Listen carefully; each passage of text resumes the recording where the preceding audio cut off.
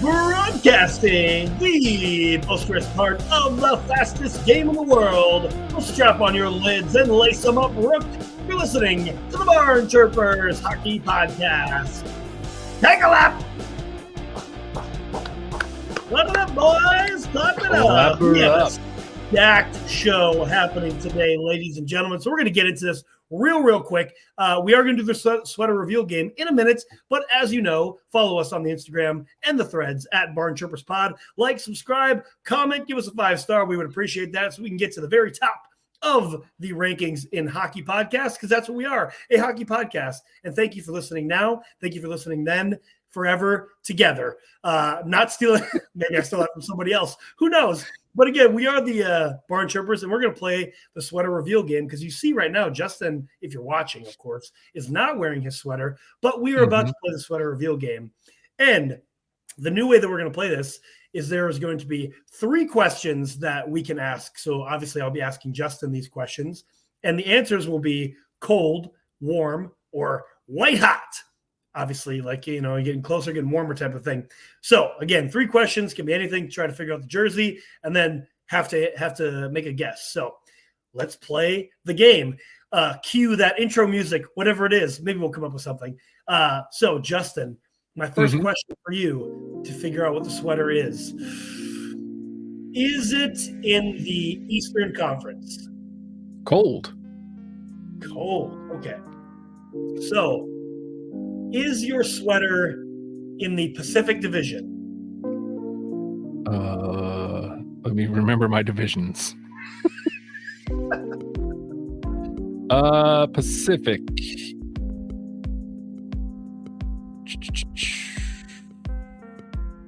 Cold. Wow, I'm 0 for 2 already. Okay, shoot. Okay.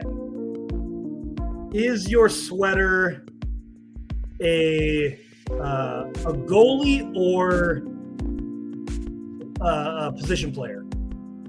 Well, that's a yes or that's not a hot or cold. You're right. Okay, let me rephrase. Is your sweater a position player? Hot. Okay, that doesn't narrow it down for me, but okay, I'm gonna go with. All right, it's not. Oh man, it's not the Pacific. All right, so I can those who have you talked about? Okay, so maybe no. Justin, is your sweater a Cole Caulfield? I like where your head's at, but no. Okay, all right. Here comes the reveal. Let me kill this music. Oh my God, why is this opening? There we go. Whoop. Oh, Jets. Oh my, okay. That's pretty. And oh, you got the Iafallo. Dude, I was looking at that the other day. I really like that Iafallo sweater. And I watched I forget the Jets game that I was watching, but I saw it on the ice and I was like, dude, I need to get one. Because that's the only Jets guy that I would probably get. Maybe a Kyle Connor, but I would definitely get an Iafallo. I wanted a Hellebuck in the Heritage Classic, but they didn't have a Hellebuck in the Heritage Classic. So I was like, well, I want an Iafallo. They have Iafallo in the Heritage. So I also I was trying to think of another Jets that I would get, and I was looking back. And the original version of the Winnipeg Jets get a old number 7 Keith Tkachuk with the letter C on there. I was like, I would rock that too. There isn't really anybody else that I would get. Hellebuck, Kyle Connor, maybe Iafallo, and an old Keith Tkachuk. That's about it for me. You've probably got all of them. Hold on, let me put on this sweet sweater. That's okay. I'll stall.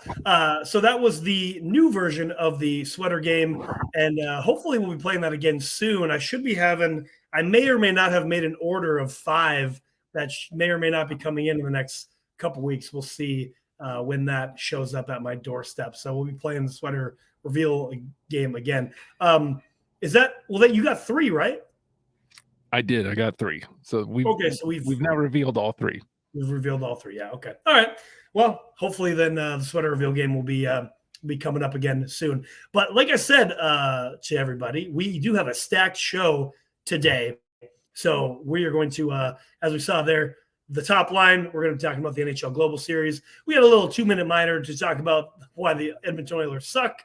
Of course, we're going to cover our 3 stars of the week. We have a little Calder watch, and then we have a little special empty net talking about the PWHL because it's been a few weeks since we talked about that. So, Justin, let's get into it today. The NHL Global Series starting the time of this recording tomorrow, Thursday through Sunday. What are your thoughts going into the Global Series? It still weirds me out to do this in the middle of the season. Like the preseason games makes a whole lot of sense. Let's spread the wealth for hockey. Let's get hockey global. It weirds me out that it's I mean, at least it's early in the season, I guess. The advantage being there's a game at tomorrow at 2 p.m. So if you happen to have afternoon off, you can watch hockey in the afternoon. That's cool. But other than that, I don't get the when at all of this. But it is a neat little round robin that it's a good idea. But again, I think it's the NHL's putting it into practice that I have questions about. Yeah, and so with that same thing said, I'm good with it being early in the season. I'm good with it really being anytime in season. Again, with only the days. The days are interesting to me because, again, you're probably not going to get that many viewers to watch, for a 2 p.m. start time. Maybe you will, but also, again, here's the other thing. All these games are going to be on the NHL network, not ESPN Plus. So you're already shooting yourself in the foot again, NHL.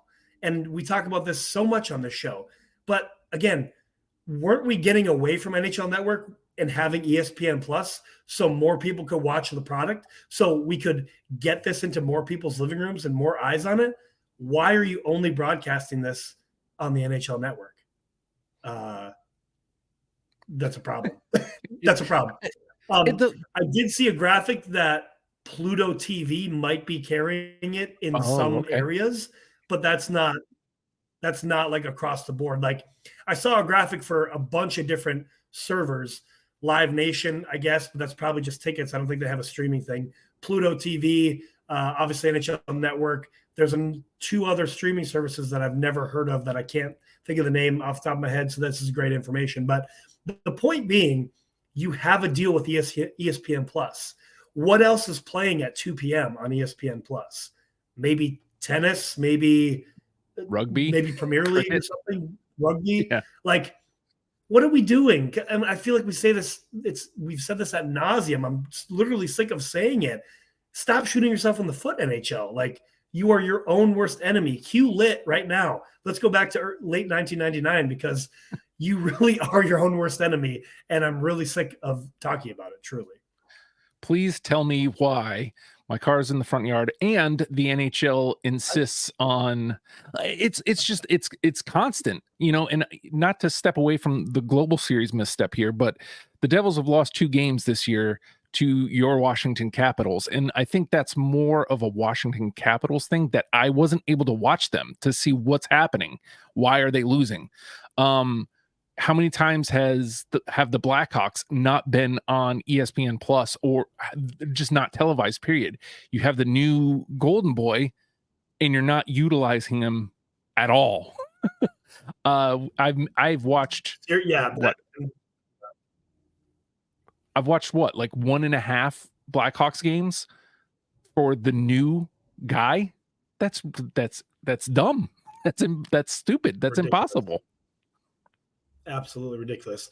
The only other thing that I have a problem with in the Global Series, because I was just looking at the schedule. See, I thought it was a round robin. It's actually not a round robin. Like everybody's not playing everybody. Literally, everybody is playing a back-to-back except the Toronto Maple Leafs. Toronto plays Friday, and then they play Sunday. they play the Wild, and then they play the Red Wings. And they don't do a back-to-back, but everybody else has a back-to-back. Detroit plays Ottawa and Minnesota. Minnesota then plays Minnesota, Ottawa, and then the Red Wings play, and then Sunday is Toronto versus Minnesota. So like everybody else plays a back-to-back except Toronto. So again, this is for 4 days. Everybody should play a back-to-back. It's pretty simple. There's 4 teams. The schedule makes no sense at all. Also, the travel on this now is very questionable. So you're flying 4 teams over there for 2 games each. And I don't know, like if it's, I'd almost prefer, most teams play another team, 3 times a year, depending, you're not in the same division. I'd almost prefer send 2 teams over and have them play their series that weekend. It seems weird to send. It just seems weird to send 4 teams over there if they're not playing everybody. It's just bizarre to me. I guess, I don't know. Maybe my brain's too small to comprehend it.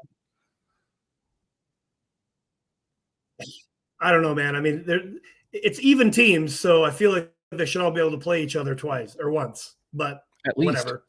So let's talk about Thursday's matchup is the Detroit Red Wings, who are 8-5-2. They're 4-4. They're 4-4-2 in their last 10 against the Ottawa Senators, 6-7-0, 4-6-0 in their last 10. So I know there's a lot of numbers there, but so Detroit plays Ottawa on Thursday. And then, like I said, Detroit's playing a back-to-back. So then they will play the Maple Leafs, who are 8-5-2, 5-3-2 in their last 10. So the Detroit will play a back-to-back Thursday, Friday. First game versus Ottawa, second game versus Toronto. What are your thoughts on there as far as Detroit's matchup? Let me restart. Who do you think needs to come out of this Global Series the best? Who needs this the best? Right? So you have 2 games. Who needs to come out of this on top? So when you look at the 4 teams, this is one thing I will say, and there's no way the NHL could have known this. This is actually 4 teams who do need this. Like all 4 teams need it in some way, shape, or fashion, because as you mentioned, Toronto's kind of theoretically, this should be a showcase for Toronto because they've paid the big bucks to big offensive stars. So theoretically, that's what this should be. Theoretically. But if we're taking that out of it, Detroit needs this to solidify that so far this hasn't been this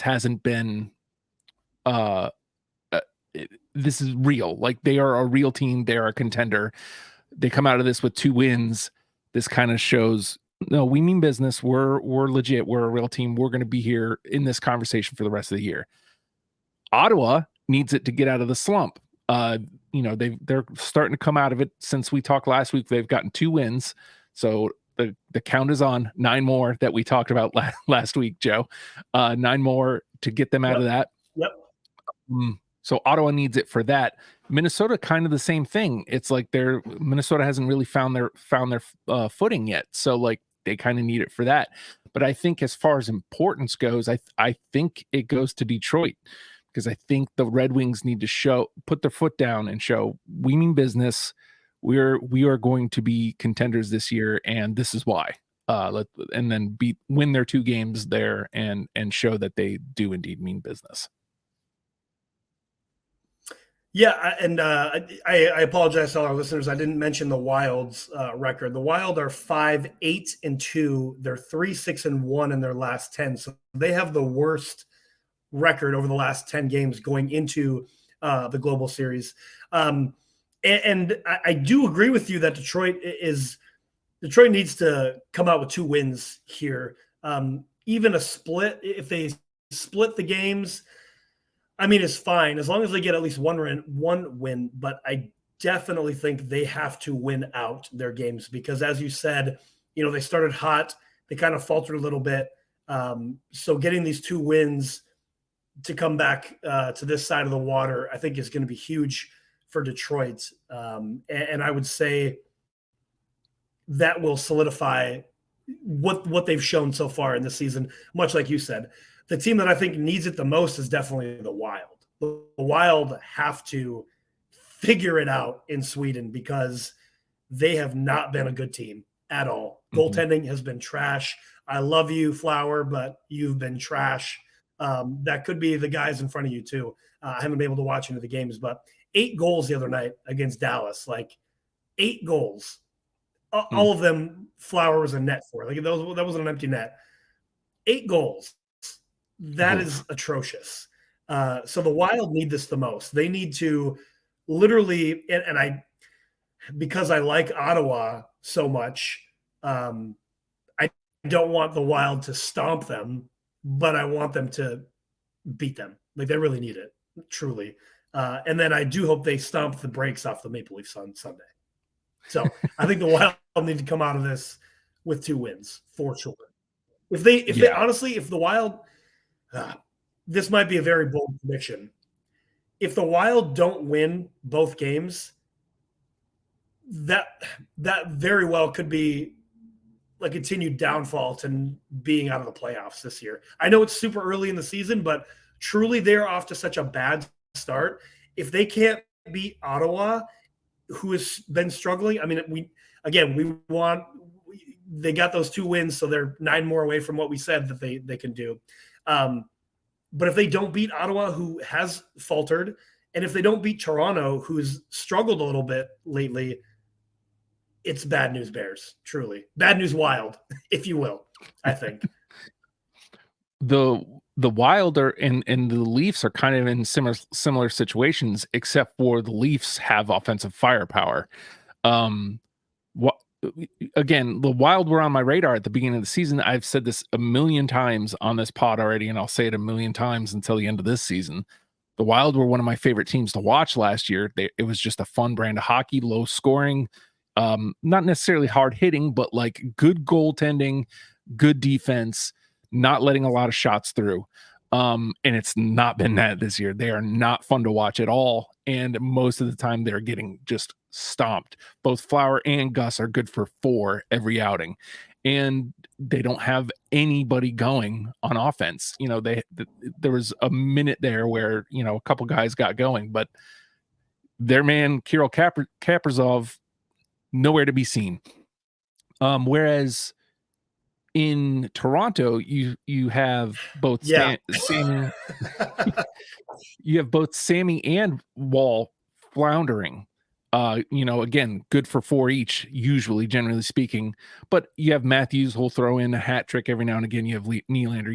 You have the offensive firepower to kind of overcome bad goaltending performances. So yeah, I agree with you. Like there's a difference between the Minnesota Wild's season so far, where they've shown nothing, and every other team. Like Ottawa's shown something here and there, Toronto's shown something here and there, Detroit's shown something here and there. Minnesota's shown nothing to date. So I like that. I like Minnesota a lot. They need this. Yeah. To your point. And to add on to that, you know, everybody else in this we can't really call it a tournament, but in the Global Series, if they lost both games, truly I see on the horizon that, okay, it's 2 games, we can turn it around when we get back, you know, whatever. But if the Wild lose 2 games here, like I said a couple minutes ago, I really think, again, it's really early to say in the season, but that could be the breaking of putting a nail in the coffin, like the first little point of that nail is starting to go in the coffin, losing 2 games here. And then it's just going to keep getting driven into that coffin as the season goes. Again, they need these 2 wins, 100%. If they come out with 2 wins, we're back kind of to clean slate. Whatever happened the last, you know, first 14 games, let's go now. But if they don't win, I don't like their chances, and I hate to say that, but these 2 games are really important for the Wild. Yep. And I mean, again, kudos to the NHL for somehow getting right the who is over there. Very important games for all four of those clubs. It's just the execution, of course, as always, the issue.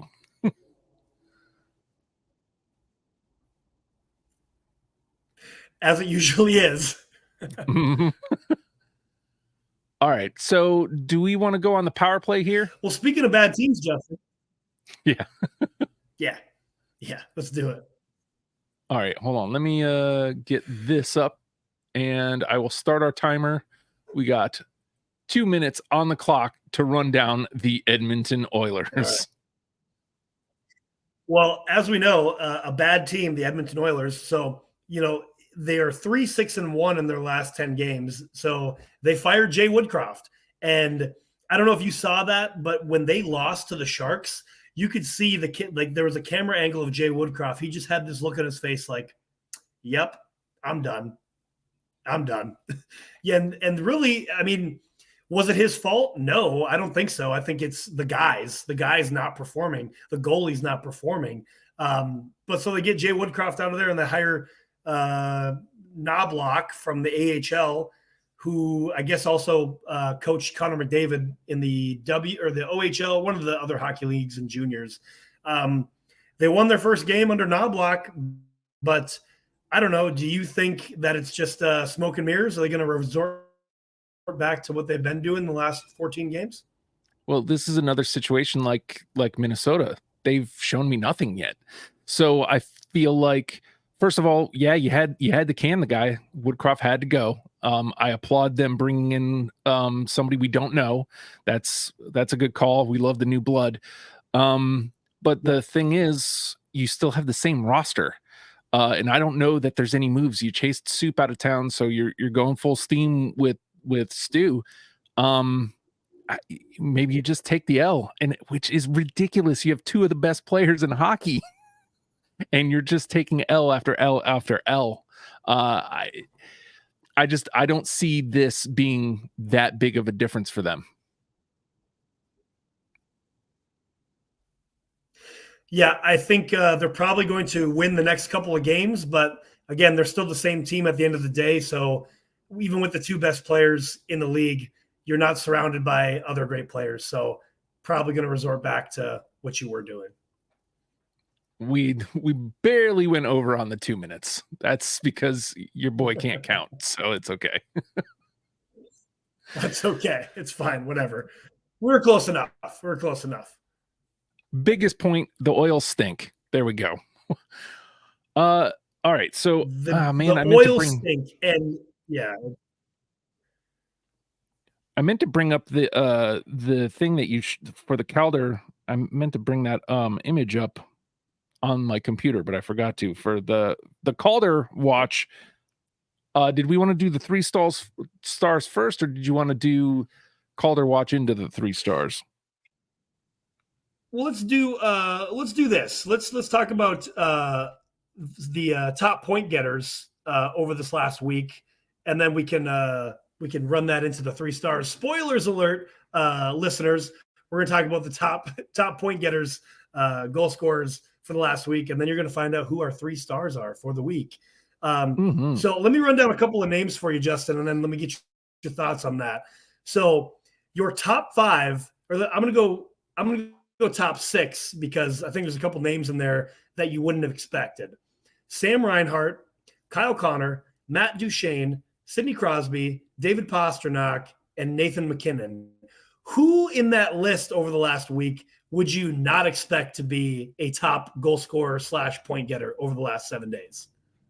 All right. Who were they again? Because I heard Pasta, I heard McKinnon. Sam Reinhart, Kyle Connor, Matt Duchene, Sidney Crosby, Pasta, Nathan McKinnon. Definitely the top 3. and mentioning them right there in a row at the top. Kyle Connor as a top point getter, Sam Reinhart as a top point getter. Nah, man, like I would have never seen that coming. Duchene, maybe, he's on Dallas. There's the opportunity for Duchene that's a little less out of the box. But though the top 2, Reinhart and Connor, for sure. seeing them at the top of the list is pretty crazy.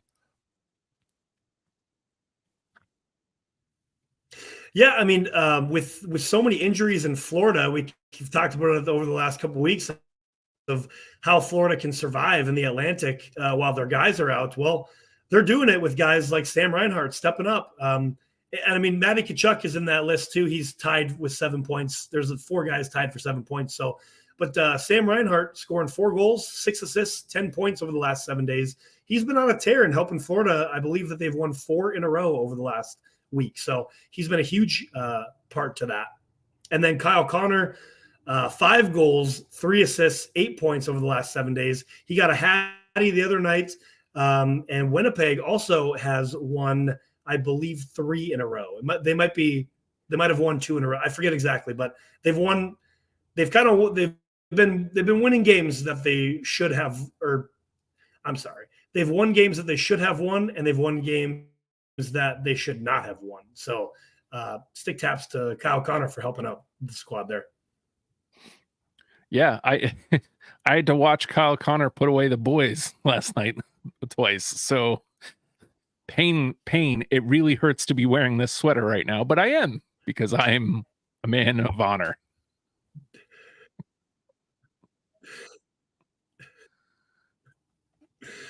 That's understandable too.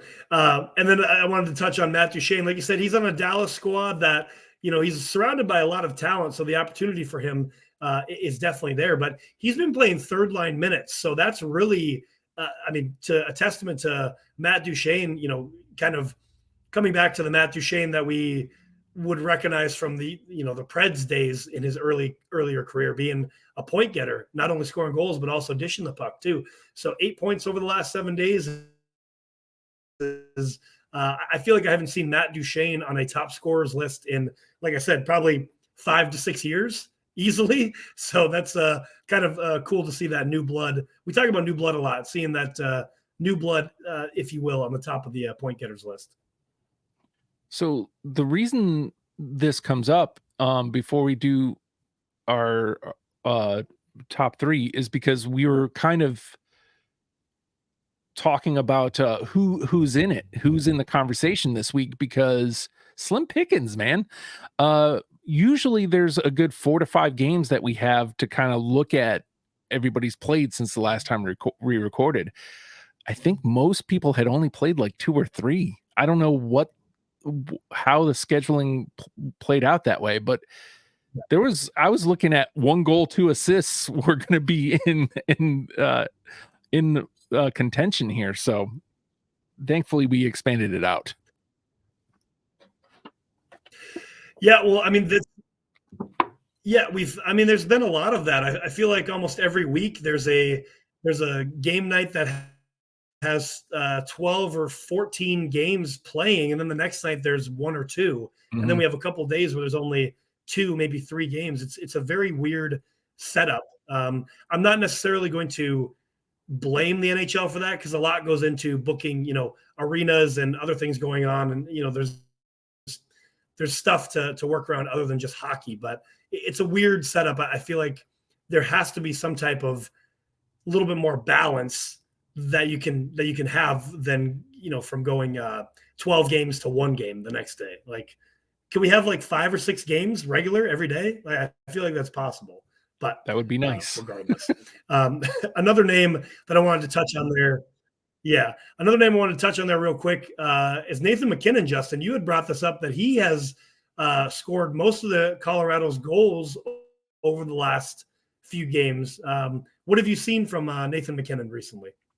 So in 3 games, 2 of them are losses, but in 3 games, the Avalanche have scored 10 goals, and MacKinnon scored 1, but he had a hand in 6 of the others. That's 7 out of the 10 that they've scored in 3 games. That is going through the stick of Nate MacKinnon. That's crazy. We know he has that kind of ability to be, that kind of dude on the ice, but he's literally putting the team on his back and going, okay, let's go. That's leadership right there, man. That is superstar caliber. We talk about that a lot here. That is superstar caliber, man. It's funny you should say that, Justin. I feel like that warrants this just in. Cue that music, whatever that music is. But let's do a superstar check-in. Ding dong, superstar check-in. Ding dong. Ding dong, superstar check-in. Okay, Nathan MacKinnon, 14 games played, 6 goals, 12 assists, 18 points, +2. So he's better than he's essentially almost 1.5 points per game for Nathan MacKinnon. I don't have his contract in front of me right now, but I believe it's somewhere in the $10 to $11 million range, I think. If I'm not mistaken. Right. Does that sound right to you? That sounds about right. Okay. So, and as you said, Justin, sorry, I should have kept this up. You mentioned a couple of those games were in losing efforts, and he was still scoring goals or dishing the puck. So let's look at the last 5 games for Nathan MacKinnon. So he didn't do anything against Vegas on November, or excuse me, let's go over the last week. Sorry. So November 7th versus New Jersey, 1 goal, 1 assist, 2 points. Versus Seattle, 1 goal, 2 assists, 3 points. Versus St. Louis, 1 assist, 1 point. Versus Seattle, 3 assists, 3 points. I'm not sure which one of those were wins or losses, but Nathan MacKinnon was on the board in every single one of those games over the last 7 days. Imagine that. You mentioned something. You said he's putting the team on his back, and even if they're not winning, but he's putting the team on the back and saying, "Hey, let's go." Right? Is that what you said? Yep. Correct? Mm-hmm. Okay. Just checking. Okay. So Austin Matthews, 15 games played, 13 goals, 6 assists, 19 points, +1. So, okay. I mean, again, same thing, like almost 1.5 points per game. Let's look at Austin Matthews over the last week. So November 8th, November 10th, and November 11th.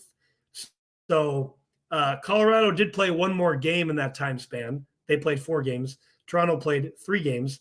Austin Matthews, let's see, November 8th versus Ottawa, 1 assist, 1 point, -1. Versus Calgary, no points, -2. Versus Vancouver, no points, no plus or minus, just a even score there. So, okay, that's been your superstar check-in. I'm just going to let the numbers speak for themselves. Again, Austin's making well over $10 million a year. So anyway, moving on. 13 mil.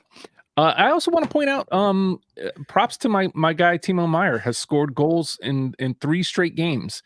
It's all in losing effort, and it sucks, but he's doing his part, and that's all I can ask from him. So, there we go. It's Timo time. Well, now as we mentioned last week, it's about Timo time. There we go. All right. It's about Timo so, time. I mean, I think based on everything we've said already, our 3 stars of the week is pretty easy to predict, right? I would say so. Yeah. I mean, I think we were kind of up in the air on who our 3rd star was going to be, but I'm going to go ahead and just let you take it because we already know who the top 2 are. So we were just talking about him, and I think maybe points wise, other people are probably ahead of him. But what more do you want from Nate MacKinnon? A goal in the time frame that we have, a goal, 6 assists. Yeah. He's participated in 7 of the 10 goals in the time frame. Like that's superstar, man. That's team leadership. A little stick tap for Nate MacKinnon, our 3rd star of the week. Yeah, I agree. I mean, technically he's tied. He has the same amount of points with Sidney Crosby and Pasta and Tkachuk. So, I mean, I don't know all the win-loss record across the board there. I mean, I think Boston probably won all of their games there. Pittsburgh has won a couple in a row. And I know Dallas, so Matt Duchene technically has 1 more point. So all of those guys could easily be the 3rd star of the week. But I think why we're picking Mac there is, again, even in a losing effort, this guy who's not the captain, but while the captain is out, Landy is out, he's taking the team on his back and saying, dude, let's go. Like, I'm doing everything I can. Like, can you guys please put in an effort too so we can win some games? So I think that's huge for, to be a third star of the week, or to be a star of the week, putting a team on your back and showing an effort, Absolutely. Absolutely. So we talked about him already. Second star of the week goes to Kyle Connor, the Winnipeg Jets. Again, scoring a hattie, and then also scoring five goals, 3 assists, 8 points over the last 7 days, helping the Jets get a couple of wins. And again, we still don't know what the Jets are doing, really. They kind of are that team this year of, all right, well, the Scheifele stuck around and Hellebuck stayed around. We signed him to big deals, but what else are we doing? Because we can't seem to win when it matters. So we'll see. I guess we'll see what happens, really. But second star of the week, Kyle Connor. And that takes us to our number 1 star of the week. And what a line he's had. I didn't look at it until just now. For the Florida Panthers, your man, Sam Reinhart, 4 goals, 6 assists, and all 4 wins for your Florida Panthers. Sam Reinhart had a hell of a week. I think it's far and away his week. And that is a name I did not think we'd ever be saying here as top star of the week. And just to piggyback on that, so this is this is from Monday last week. So November 6th, 8, 10, 12, 14, they had all wins. So 5 wins in a row for the Cats. So they're doing it. And like you said, Sam Reinhart kind of been under the radar, really. I mean, he didn't really ever necessarily produce to, I guess you would say, potential when he was in Buffalo. He's always kind of scored those goals, but he never really showed out in Buffalo. But since being in Florida, I mean, in the playoffs, the Stanley Cup, he definitely showed up, and he's carrying that on into this year. And as we said a couple minutes ago, helping the Cats continue to stay alive and be atop on the wild card division right now, while their big guys are out. I mean, they're right behind Boston right now with 21 points, second in the Atlantic. So the Cats, who knew? I guess we did, right? Sort of, because we talked about them so much during the playoffs. That's right. So we wanted to turn this into a little bit of a Calder watch real quick, because 2 of the players that kind of came up on our list were both rooks and having impressive campaigns so far this season, in Connor Bedard and Leo Carlsson. So we're like, well, why don't we just kind of take a dive into seeing how some of the top rooks are this season? Yeah, exactly. I mean, obviously we talked a lot about Connor Bedard, and, those first few games were a little bit shaky, but seemingly every game he's starting to get a little bit better and better and better. And he's leading all rookies right now, 9 goals, 4 assists, 13 points, -5, but he is playing on Chicago. So that is kind of to be expected. But, I mean, we kind of called it, and everybody's called it, that he's,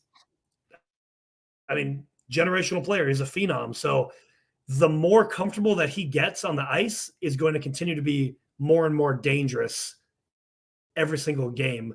I mean, he lit up Bobrovsky the other day from the goal line, like over his shoulder, got the puck off of a bounce off the boards and just slung it. And it went the teeniest little gap right over Bobrovsky's shoulder. So if he can do that at 18, imagine what 5-10 years down the line is going to look like for this kid. And, when he has a team, like, and they did their best to kind of put a serviceable team around him. But like, imagine if like he has guys that have come up through the system, like real grizzled vets who wanted to go there and play. Like it's going to be intense in Chicago. Thumbs down. But like, he's delivering. Yeah. I mean, he's delivering, and that's all you can really ask for. Like if if you're getting this, to go back to our previous conversation, I don't understand how we're not seeing more Chicago games. I really don't understand it. He's dazzling right now. People should be able to see that. I mean, even if it means I have to watch the Chicago Blackhawks play hockey, I should be able to watch Connor Bedard play hockey. It's really that simple. I agree.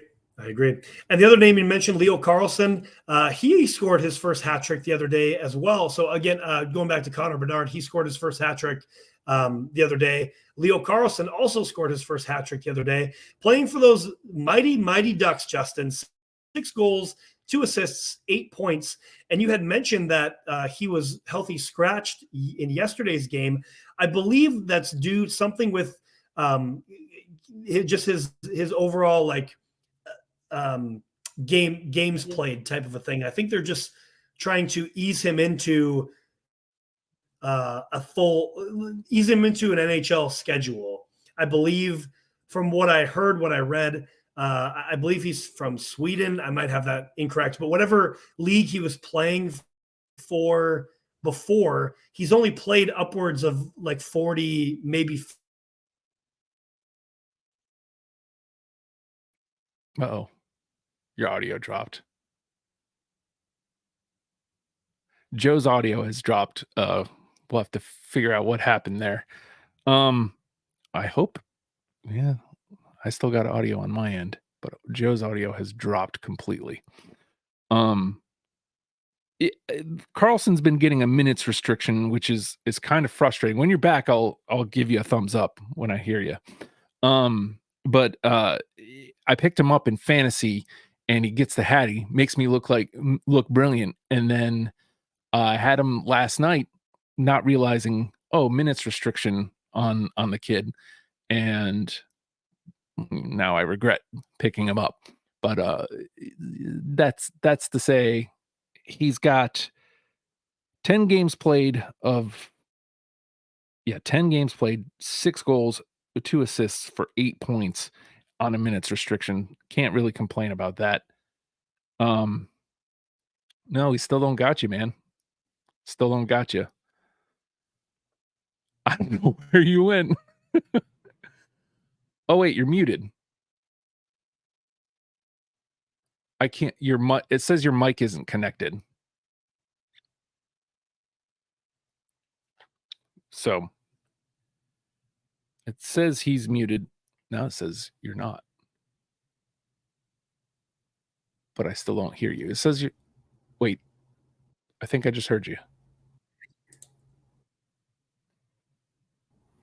I heard something. There you are. Hello. I got you. This is a great podcast episode, I must say. Make sure you chirp at us at BarnChirpers Pod. Tell us to get new equipment, or at least tell Joe to get new equipment. Anyway, Leo Carlsson, minutes restriction. Yes. So he's got 8 points in 10 games played. So he's almost at a point a game clip, and that's with his minutes restriction. Yep. So your man's Logan Cooley right behind Connor Bedard, 15 games played, 1 goal, 10 assists for 11 points.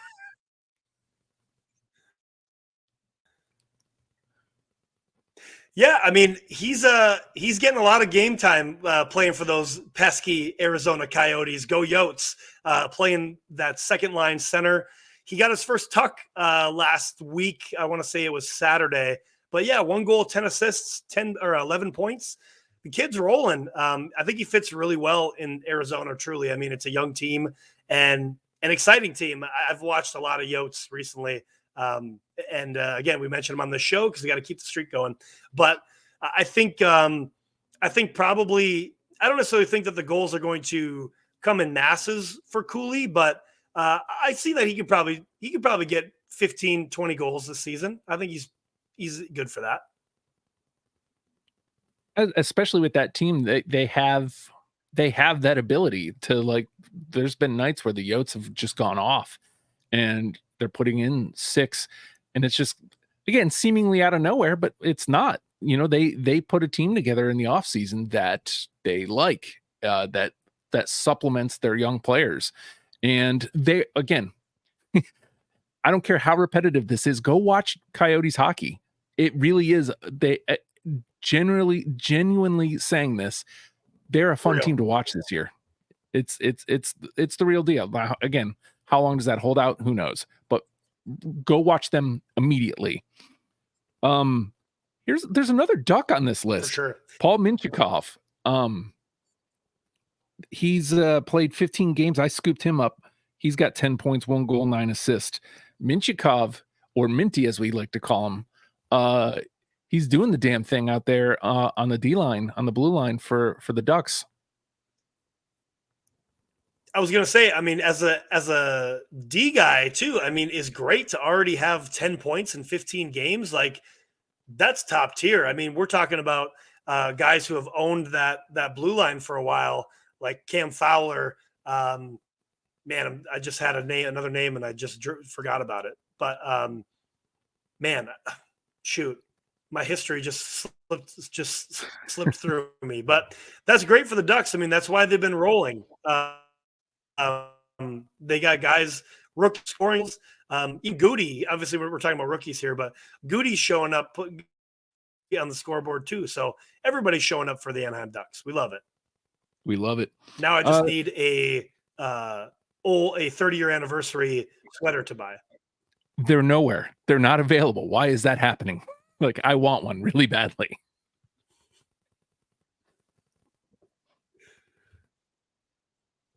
Nowhere. Another name I wanted to touch on real quick, Justin, in our Calder watch, Marco Rossi for the Minnesota Wild. He's got 5 goals, 3 assists, 8 points. And I think this is interesting because the rookie has just as many goals scored as Kirill Kaprizov. And that's a problem. That's a big, if we're talking about problems for the Minnesota Wild, Kirill, the thrill, ? Is not showing up as a superstar. Superstar watch, Kirill Kaprizov, 15 goals, 15 games played, 5 goals, 10 assists, 15 points, -11. Kirill, get your head out of your butt. The rookie, Marco Rossi, should not have as many goals as you do. Step it up. Yeah, it's just crazy. I mean, a lot of these other names are, Adam Fantilli's here. My guy, Luke Hughes, down here at number 11, 14 games. He's got a goal and 7 assists for 8 points. You love to see that. Some of these other guys, Bobby Brink. I saw a little bit of Bobby Brink in a Flyers game. I don't know if there's anybody else you wanted to bring up. No, not really, but just more so in general, looking at this list, like, I just think this is a really good rookie class this year. Like, the draft was really, really good this year. All these rookies coming in. I mean, obviously not everybody was drafted in this last draft, but this rookie class is one of the best that I can remember for over the last few years, at least. So it's exciting to see. 30 names on this list, and they're all producing. So that's great for hockey, I think, just in general. Absolutely. New faces. Yeah. We talk about new faces a lot. Absolutely. So I have a question for you, Jason. Pass or shoot. Pass or shoot. I'm going to say this. Your boy Luke Hughes in the one of the finalists for the Calder Trophy. Pass or shoot. Oh boy. Because he's got 8 right now. He's tied with 6 other guys. As a finalist, man, I'm trying to pull the homer out of it and base it on gameplay and gameplay alone. Lindy did a lot of line switching yesterday that I think worked. Hughes was playing a lot with Ham. It was Hughes and Hamilton on I think top pairing. So I think Ham's getting power play minutes now too, or he's getting power play 1 instead of Hughes. That might take away some of his ability to get points, but it might even out his defensive play. I'm saying all this just to kill time because as badly as I want to shoot, I think I have to pass. The team's biggest problem has been defense, and if they're not on the power play creating offense for the defense, then I don't see how he gets into that conversation. Again, he's 11th right now, but with guys like Bedard and Carlson already showing what they could become, Hughes is probably going to stay right where he's at, 11. He might, bounce up into like the 7-6, but like I just don't see him being in the conversation at the end of the year. Woof. How dare you? Yeah, that's fair. I mean, I would pass on that one too. Obviously, I just wanted to bring that up so you could talk about the devs on this show, keep that streak going as well. I think, if I'm picking finalists, again, it's only 15 or so games into the season. Finalists probably go, if we're looking at this, Bedard. I don't know that Cooley's going to stick around there. I think Fantilli is going to continue to climb up. I think it's probably going to go much like how the draft went. Bedard, Fantilli, Carlson, in potentially that order, because those guys are all lighting it up right now and continuing to get better every time. So that's been our Calder Watch. We'll probably check in again, I don't know, in a couple months and see how that's going, unless one of those guys or a couple of those guys really, show up and show out, kind of push the conversation. So time to pull the goalie. It's getting about that time, eh? Yeah, let's get the goalie out of here. Let's try to let's get this extra man out here. Well, in this extra man out on the ice, we want to talk about the PWHL again, and we're going to preface this by saying we are still very excited to see the women on the ice playing in this league for the PWHL. We're super excited for it. And we're here to see it. Our gripe is on the management of how the PWHL has gone, or in this case, not really gone. The season starts in January, and there are still not any official names for these teams, number one. Number two, they are trying to sell tickets and season tickets, but we don't know where they're going to play yet. And the third thing, they just did a sweater reveal, and they had a bunch of the women show up and show off the sweaters. And while the sweaters aren't terrible, they're all the same style. It's just the name of the city or the state in this case, written in diagonal with the same spacing, and they have a dark color and a light color. Honestly, they're the worst. Some of the worst sweaters I've ever seen. Truly, they're terrible. Nothing. I'm still going to watch the PWHL because I'm a fan, but everything the PWHL has been doing, or again, lack thereof doing, doesn't make me want to watch. I'm going to, but I'm speaking from the outside. Like, how are you going to get people to watch this product if you don't put in an effort for it? Because I have friends that I've talked to that pay attention to women's hockey. I have plenty of friends that I've talked to back home in Minnesota. They had no idea this was happening. So that means there's no advertisement happening either. Like, that really kind of grinds my gears. Like, how can you do this? Like, this is a major thing. You are really, really messing up, PWHL. Again, I'm not talking about the players. I'm super excited for the players. It's the management. Anybody who's in charge of this league is severely doing a terrible job. And it's upsetting because it feels like in rolling out that the league existed, rolling out the draft, rolling out, where the teams were going to be placed, all that seemed to be right. Like, yes, signing players, all that stuff seemed to be right. And then we get into like October and it's like, wait, we still don't have team names. Okay. We don't have an arena yet. Oh, okay. And here we are into mid-November. We still don't have team names. We have sweaters that that it really bugs me because, I do another show called Gear Freaks, and New York sweater, the color combo is, oh, and it's like, you've just done New York diagonally. Oh man. Like, I want to see what the team's going to be called. Like, I'd love to buy some of these sweaters, but there's nothing exciting about it. And like, my excitement keeps going like this, and I'm where you are. It's like, I'm going to watch it because I want to support, but like, my excitement for watching it just is steadily doing this. Bummer.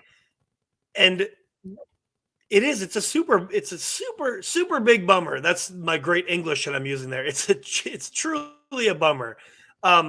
Because here's the thing as well. If we don't know what the logos are going to look like, guess what? I bet you I could go on Canva right now and give me 3 hours and I'll come up with 6 logos, because we're literally talking about 6 teams, not 32, not 25, not 17, not even 10. We're talking about 6 teams. It is not that difficult to come up with 6 solid names and 6 logos for 6 teams. It's not that hard. Give me 3 hours, pay me $50, I'll do it. Truly. Well, and shouldn't they have already had that before launch? Like, it's okay if you wanted to wait to announce it, but shouldn't you have had that? Like, okay, we're going to put a team in Ottawa. We'll wait to release the name until November. Like, I mean, to me, November's a little late, but like, okay, I can get that. Or release the team name as you're releasing the sweaters. Like, I think my gripe automatically goes away if we get the team name with the sweater reveal. But no, we did not get that. If this is a really bad long game, we're going to wait until December to release the team names. I think that's a miss. I think that's a missed opportunity. And to your point, it's not the players. It's definitely management. It's definitely, we're making NHL decisions. We're making NHL mistakes already before we even exist. Exactly. So I hope they turn it around. I hope somebody in charge hears this and realizes, oh, wow, we're doing a terrible job. Because again, these are some of the best women to play the game, and they're going to be shown center stage to play in this inaugural league. And I want it to do well. But right now, you're doing a terrible job, PWHL. Again, not the players, everybody in charge of running the PWHL. You are doing awful. So please fix it. But we don't want to end on a bad note, but we do have to get out of here. This just released. Thatcher Demko is definitely the top goalie in the league right now, Justin. 10 games played, only 19 goals against. Expected goals against, though, 31. So goals saved above expected is 12. And his goals saved above expected per 60 minutes, 1.235. He ranks as the top goalie in the league right now. Justin, stick taps to our boy Thatcher Demko. Let's go Canucks. We love to see it. And the last thing that was announced today, the LA Kings are going to play 2 preseason games in 2024 in Quebec City. They will face the Bruins on October 3rd, followed by the Cats, the Panthers, on October 5th as part of the 2024 preseason. So could we be seeing more hockey coming to Quebec City? Please? Please? It's weird that it's the Kings, but the fact that we're playing hockey in Quebec City but now that the Oilers are doing good, I don't want to see Arizona move. Same. Agreed. I don't know who else would be on the move, but I don't think the Kings are on the move either. Too big of a market. Yeah, agreed. But anyway, we got to get out of here. So thanks for listening today, everybody. Again, give us a follow, a like, a subscribe at BarnChirpers Pod. Like, subscribe on the YouTube here. Tell a friend, tell a foe. 5-star review would be great. And next week, we'll talk about more stuff, 3 stars and all that good stuff. So take care. Clap your hair. Strap on your lids. Don't get in a fist fight. Or if you do, make sure you knock them out. Stick taps and sellies, boys. Clap it up.